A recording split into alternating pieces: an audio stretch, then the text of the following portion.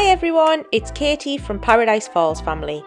In this video we're continuing our Florida 2023 vlog series with an overview of the Grand Floridian Resort at Walt Disney World in Florida. We'll briefly take you through our short stay, how we spent our time and what's on offer at this beautiful resort. This was the first of 2 Walt Disney World resorts we stayed at on this trip, and it was very much a bucket list hotel for us. I'd wanted to stay here since my very first trip to Orlando as a child, so it was a dream come true to finally get to stay here. We'd only booked to stay here for 3 nights using our DVC points, so we didn't have long, but we had a wonderful time.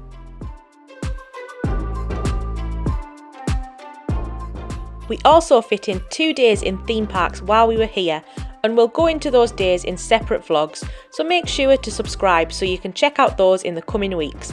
I've also linked our planning vlog below, which has a full overview of this trip. So we arrived at the resort having driven up from Miami earlier in the day. Once on Disney property, the drive up to this resort is great because the Grand Floridian is next door to Magic Kingdom, so it takes you really close to the park, and the kids loved seeing who could spot the castle first. We were able to park up and check in easily at the desk in the building for the DVC villas. If you're able to do this, it's a lovely way to start your stay, much more relaxing than the front desk in the main lobby, and it's a beautiful building with lots of nods to Mary Poppins. It's worth stopping by just to see.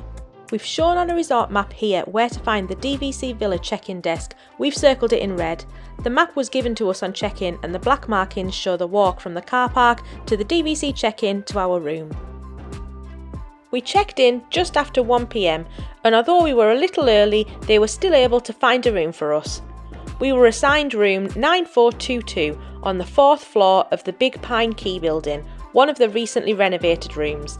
The Grand Floridian Resort is relatively small and very walkable, so wherever you are is a good location. Big Pine Key is right next to the courtyard pool, which is the larger but quieter pool, and it was really handy for an evening swim. It's also just across from the main building, which is where you have the main reception, iconic lobby, restaurants and shops. Just past that is where the main pool is with a slide and a very well themed splash pad, as well as the beach area, and it's where we spent a lot of our time here. In the other direction, you've then got the boat transportation to Magic Kingdom, as well as another high-end restaurant, Narcoossee's. All of this is within a few minutes walk, so we found it to be really easy and relaxing finding our way around. The resort map here shows all the places I have spoken about. Big Pine Key is in blue, the courtyard pool in red, the main building in yellow, the main beach pool and splash pad in green, and the boat transportation in purple.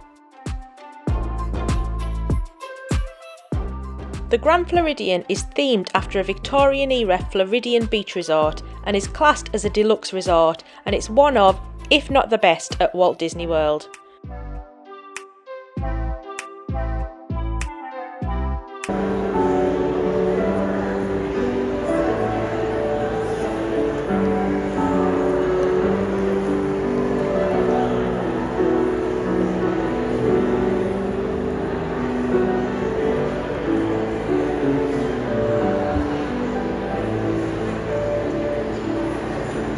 The theming and decoration around the resort is spectacular and simply beautiful, with lots of little Mary Poppins themed touches dotted around as well, which we love. Incidentally, the Grand Floridian is also home to 1900 Park Fare restaurant, which has a brilliant character breakfast featuring Mary Poppins, Alice and the Mad Hatter, Winnie the Pooh and Tigger. This is without a doubt our favourite character meal at Walt Disney World, but sadly it hasn't yet reopened following the pandemic. We're crossing our fingers it's back next time we visit.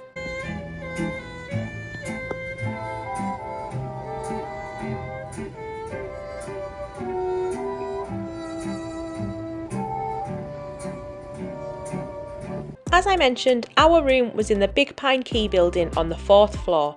We were right next to the lift, or elevator as Americans say, which did initially concern us, but to be honest, we didn't notice any noise from this during our stay. Unfortunately, we can't say the same about the adjoining door to the next room. Not that our neighbours were noisy, we just found the soundproofing was terrible, which did bother us a little. We wouldn't let this put us off staying again, but next time we'll request a room without an adjoining door, and it's something for you to keep in mind. The room itself was beautiful, with 2 double beds with room underneath for luggage, and then a separate fold-out bed, which is great for the kids and it's something we look for when choosing which resort to stay at. The bathroom was lovely and spacious with double sinks, again much easier for a family of 4, and throughout the room there were of course plenty more Mary Poppins touches. Outside we had a lovely big balcony with pool views, and we could see the fireworks from Magic Kingdom every evening, as well as the electrical water pageant, or part of it anyway.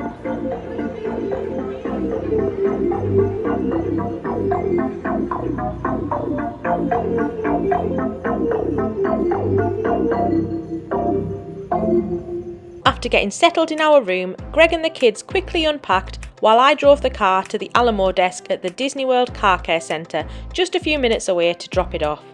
We decided we didn't need a car while we were here, as we'd just be using Disney transportation to get around, and it was so easy to drop the car off. I got a shuttle back to the hotel. This ended up being just a private car for me, so it was such a quick journey. We've mentioned it before, but we love Alamo, and when choosing who to rent a car with, they've always been excellent for us. With all of this sorted, it was time to relax, and we spent the rest of the afternoon relaxing by the beach pool. This pool, as you'd expect, can get pretty busy as it's the main draw and the area is fairly small compared to some of the other pools in other Disney resorts. However, the kids absolutely loved it, enjoying the waterfall and slide for hours on end. The cast members also run games by the pool and play music, so there's loads going on to keep everyone entertained all day. Every child who took part got a prize, and ours absolutely loved the rubber ducks that they picked out. For younger children, there's also an Alice in Wonderland themed splash area next door where we spent a little bit of time, and then the Beaches Pool Bar and Grill where I enjoyed a cocktail by the pool. And then next door is the beach area where you can relax on the sand if you prefer. This is also a really good spot to watch the electrical water pageant each evening. After a good few hours in the pool, it was time for dinner, and we got changed in the room before heading for some food at the Grand Floridian Cafe, where we had a pre-booked reservation. There's loads of dining options at the Grand Floridian, starting with the quick service option, the Gasparilla Island Grill, which I'll talk about later, the Grand Floridian Cafe, and up to some of the higher end options such as Narcoossee's, Citrico's and Victoria and Albert's. Being with the kids, we didn't want anywhere too fancy on this trip, so the Grand Floridian Cafe was perfect for us. I'd describe this as a relaxed sit-down restaurant, so a nice in-between option. It's located in the main building. The food was great, with good options for the whole family. We went for the salmon and salad and fries, while the kids had pizza and grilled chicken. This plus some soft drinks came to around $70, which we didn't think was bad at all, and we'd happily eat there again. We spent the rest of the evening exploring a little more around the main building and the iconic lobby, enjoying the live pianist playing Disney classics and amazing Easter eggs on display. Around Easter, the lobby is also home to the Grand Cottage, selling little Easter treats, so the kids picked out one of these each for their treat for the day. The main building has a number of shops, so we made sure to stop in Sandy Cove Gifts and Summer Lace on the ground floor before heading upstairs to the main shop for Disney merchandise, the Mickey Mouse Mercantile. The second floor is also home to several of the dining options I mentioned earlier. One of the newer options here is the Enchanted Rose, which looked beautiful and where we intended to return for a drink, but unfortunately never had time to make it back.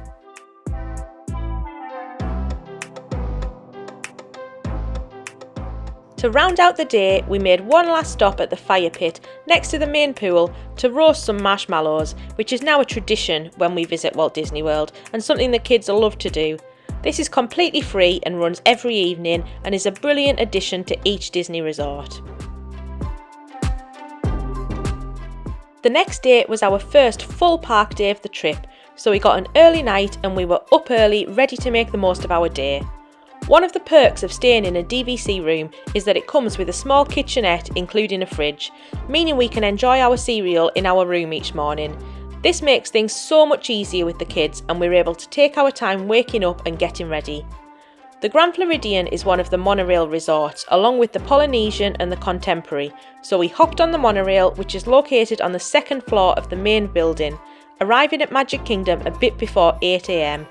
We were really early, but we didn't know what the crowds would be like, so wanted to give ourselves plenty of time. Fortunately, the monorail was nowhere near full and the journey only took a few minutes. It was really easy. I'll talk you through our time in the parks in a separate vlog, so be sure to subscribe so you don't miss those.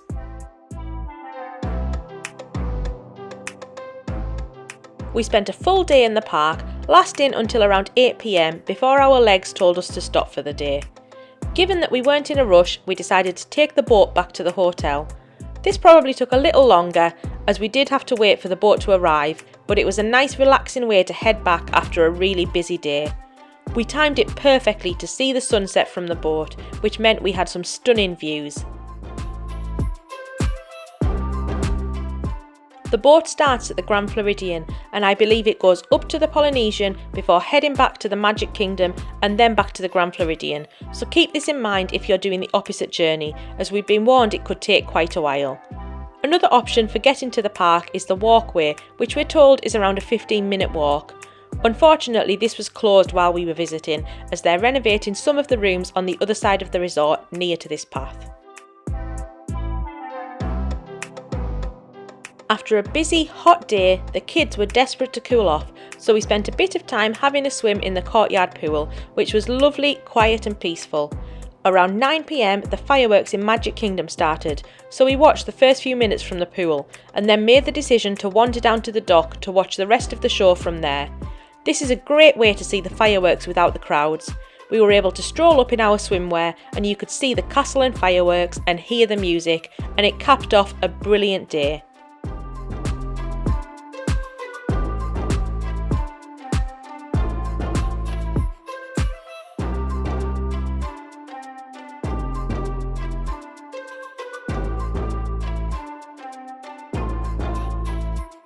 Back in the room, Greg and I also caught some of the electrical water pageant, albeit with an obstructed view from our balcony, but it was great to be able to catch this from our room whilst the kids slept after a really long day.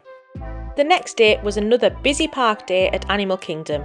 To get here, you need to take a bus, which leaves from just outside the entrance to the main building and then to the right. You can also catch buses to Hollywood Studios, Disney Springs and the water parks from here. To get to Epcot, you need to take the monorail to the Ticket and Transportation Centre and then hop on a different monorail to the park. It was another early start and we got the bus at around 7:30 a.m. to get there roughly for the main park opening. Again, I'll talk through our day in the park in a separate vlog, but we lasted until around 6:30 p.m. before we caught a bus back to our resort.